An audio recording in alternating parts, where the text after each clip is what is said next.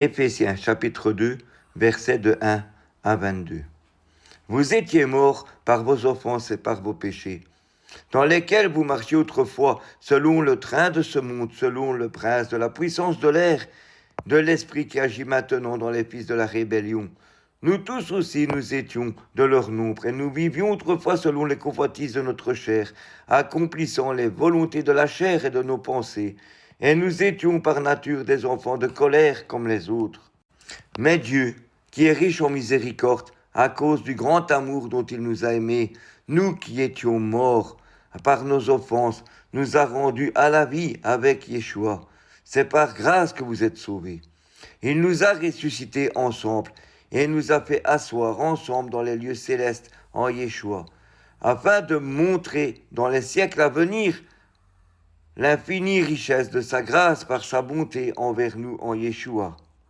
Car c'est par la grâce que vous êtes sauvés, par le moyen de la foi.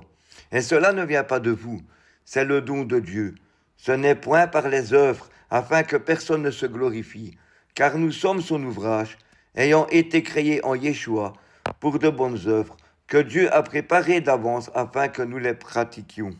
C'est pourquoi, vous autrefois païens dans la chair, appelés incirconcis par ceux qu'on appelle circoncis, et qui le sont en la chair par la main de l'homme, souvenez-vous que vous étiez en ce temps-là sans Yeshua, privés du droit de cité en Israël, étrangers aux alliances de la promesse, sans espérance et sans Dieu dans le monde. Mais maintenant, en Yeshua, vous qui étiez jadis éloignés, vous avez été rapprochés par le sang de Yeshua.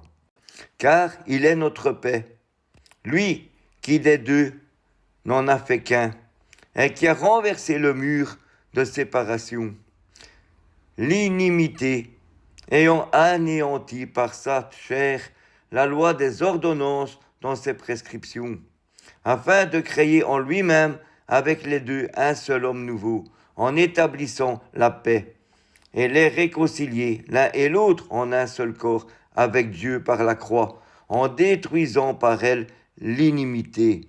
Il est venu annoncer la paix à vous qui étiez loin, et la paix à ceux qui étaient près. Car par lui nous avons les uns et les autres accès auprès du Père dans un même esprit. Ainsi donc, vous n'êtes plus des étrangers, ni des gens du dehors, mais vous êtes concitoyens des saints, gens de la maison de Dieu. Vous avez été édifiés sur le fondement des apôtres et des prophètes, Yeshua lui-même étant la pierre angulaire. En lui, tout l'édifice, bien coordonné, s'élève pour être un temple saint dans le Seigneur. En lui, vous êtes aussi édifiés pour être une habitation de Dieu en esprit. Amen.